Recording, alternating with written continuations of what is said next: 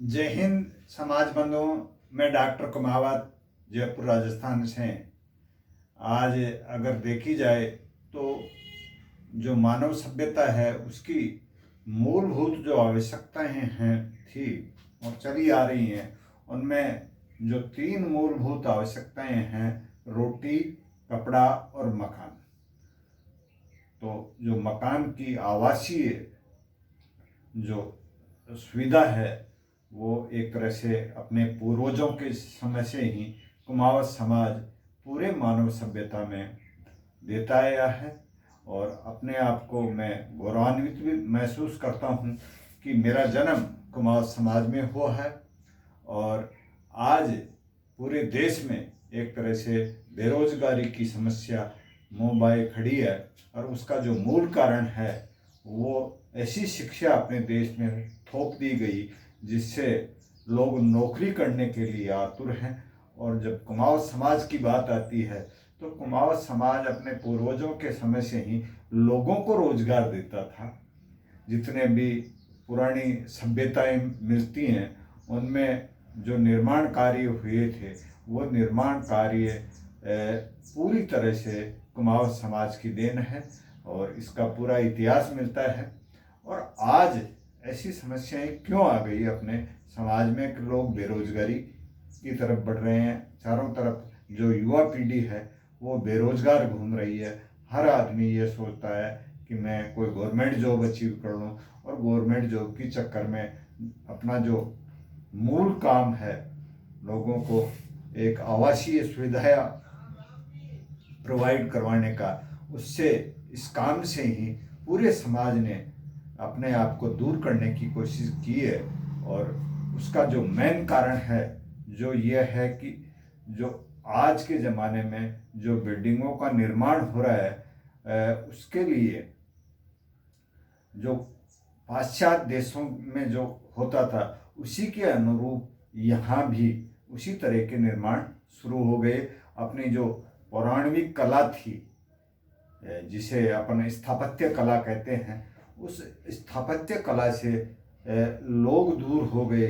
इसका कारण यह है कि अपन एक ऐसे काम में से अपना समाज दूर हुआ। और भवन निर्माण तो देखो आज भी हो रहा है, आगे भी होगा, लेकिन अपने समाज के जो जितने भी सामाजिक संगठन चल रहे हैं उनको इस कला के प्रति जागृत करना पड़ेगा समाज को, जिससे अपन लोगों को फिर से रोजगार देने में पूरी तरह से सक्षम हो सकते हैं। बस यही है कि शिक्षा लें, लेकिन शिक्षा के साथ में शिक्षा जैसे टेक्निक शिक्षा की बात आती है तो टेक्निक शिक्षा में इंजीनियर अपने बन रहे हैं। बड़े गर्व की बात है कि हर क्षेत्र में कुमावत समाज ने अपनी जो प्रतिभा है उसके बलबूते पे झंडे गाड़ रखे हैं। लेकिन जो अपने पूर्वजों की जो एक तरह से अपने समाज की पहचान है स्थापत्य कला, उससे लोग दूर हो रहे हैं। आज बात की जाए पूरे विश्व समुदाय की तो पूरे विश्व में अमेरिका की जो डॉक्टरों की टीम है उसमें भी आज भी एक कुमावत डॉक्टर है। और इंडिया की अगर बात की जाए तो ऐसा कोई मिनिस्टर नहीं होगा जिसके यहाँ अपने कुमावत समाज का पीए या कोई सहयोगी के रूप में काम नहीं कर रहा हो। लेकिन यही है कि अपन उसी जो अपनी प्रतिभा है उससे दूर होते जा रहे हैं। और अपनी जो स्थापत्य कला है इसके कारण से अपने कुमावत समाज की एक अलग पहचान है।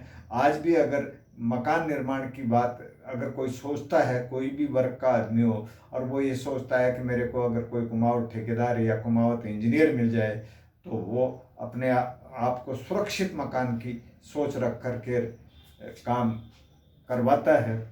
तो अपने समाज को भी जितने भी सामाजिक संगठन हैं उनको अपने समाज में एक नई जागृति की ज़रूरत है कि जो इंजीनियर बन रहे हैं अन्य फील्ड में भी जाएं, लेकिन जो एक सिविल इंजीनियर का कोर्स होता है उसमें जा कर के और अपने जो पूर्वजों से चली आ रही जो स्थापत्य कला है, एक तरह से कुमाऊं समाज के डीएनए में ही ये चीज़ समाहित है कि और समाजों में बच्चे पैदा होते हैं, लेकिन कुमाऊँ समाज में जन्मजात इंजीनियर पैदा होते हैं। ये अपने समाज के लिए बड़ी गर्व की बात है। तो इसके लिए जो स्थापत्य कला है, इसकी तरफ लोगों को जागृत करना होगा। और इस जो शिक्षा है, तकनीकी शिक्षा की अगर बात आती है, तो इंजीनियरिंग अगर बच्चे करें, युवा पीढ़ी के जो भी बच्चे हैं, तो वो एक तरह से सिविल इंजीनियरिंग से करें, जिससे जो स्थापत्य कला है उसके बारे में जो आधुनिक तकनीकी है उसका ज्ञान मिल सके। इसके साथ में अपने जो पूर्वजों से आई हुई जो तकनीक है उसका समावेश करके नए कीर्तिमान, नई तरह से अपन एक इस कला को बहुत ऊंचाइयों तक ले जा सकते हैं। तो अब बात आ जाती है, कई लोग ये कहते हैं साहब सिविल इंजीनियर से इंजीनियरिंग तो कर ली, लेकिन अब उसके पास में काम नहीं है, और काम करने के लिए जैसे कोई भी बड़ा कॉन्ट्रैक्ट लेता है तो अकेला आदमी क्या करे।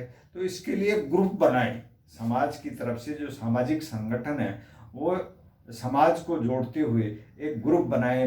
10 आदमियों का ग्रुप बना लिया, उसमें कारीगर भी है, कोई अच्छा कलाकार भी है, इंजीनियर हैं, तो इनका ग्रुप बना करके सामूहिक रूप से एक संस्था बनाएं, जिससे अपन इस स्थापत्य कला को नए आयाम छूने की ओर अग्रसर करते हुए जो मानव समाज है उसको नए नए इनोवेशन करेंगे। और एक नई तकनीक, आज हर मकान मालिक मकान की जो समस्या है, चाहे कितना ही विज्ञान प्रगति कर ले, लेकिन मकान मालिक 10-20 साल में उस मकान से ऐसे परेशान हो जाता है, जबकि समस्याएं उसके खड़ी हो जाती हैं। सीलन आती है, दीवार पे जो पेंट किया जाता है वो बरसात के दिनों में सीलन की वजह से फूल करके ख़राब हो जाता है, चाहे कितनी आधुनिक तकनीकी लगा ले। और अपने जो पूर्वजों के द्वारा जो काम किए गए थे, जितने भी पुराने गढ़ किले हैं, वो हजारों साल से कोई 500 साल पहले बना, और वो आज भी बिना किसी रख रखाव के भी पूरी तरह से सुरक्षित हैं। तो जो पुरानी कला है उसको पुनर्जीवित आधुनिक तकनीकी के साथ में जोड़ करके, इस शिक्षा के साथ में जोड़ करके अगर किया जाए, तो अपन मानव सभ्यता को एक नई सुविधा और बहुत ही बेहतरीन सुविधा जैसे अपने पूर्वज देते थे उसी तरह से कर सकते हैं। बड़े बिल्डर्स की बात आती है तो जितने भी बड़े बिल्डर हैं उनके यहाँ सहयोगियों के रूप में कोई ना कोई कुमावत उनको जरूर मिलेगा, जबकि अन्य लोग केवल पैसे के बलबूते पे बिल्डर बन जाते हैं। तो अगर जैसे ये संगठन बना करके अलग अलग और अपने समाज में एक नई जागृति लाएं, तो अपन अपने समाज में ये जो बेरोजगारी की समस्या है उससे भी निजात दिला सकते हैं। दूसरी बात, और अदर समाज के लोगों को भी अपन नौकरी दे सकते हैं, जबकि आज अपने समाज के जितने भी कलाकार हैं, कारीगर हैं, वो दूसरे के यहाँ जाकर के नौकरी करते हैं। तो खुद का काम, अगर इनमें एक ऐसी सोच डेवलप कर दी जाए कि वो खुद का काम करें, कोई भी कॉन्ट्रैक्ट लें और फिर खुद करें। लोगों की अगर ज़रूरत हो तो समाज में हर आदमी ये सोच ले कि मैं कुमावत ठेकेदार के यहाँ ही काम करूँगा, अन्य किसी समाज के किसी भी ठेकेदार या बिल्डर के यहाँ काम नहीं करूँगा। तो कुमावत समाज की वो जो पहले वाली जो पहचान थी पुनः आ सकती है। और मैं तो सभी सामाजिक संगठनों से ये निवेदन करता हूँ कि अगर अपन ने बेरोजगारी की समस्या से एक एक परिवार को सुदृढ़ कर दिया, आर्थिक रूप से अपने आप ही बेरोजगारी की समस्या मिटेगी तो सुदृढ़ हो जाएगा, और सुदृढ़ हो जाएगा तो पूरा समाज नए आयाम छू सकता है। जय हिंद, जय कुमावत समाज।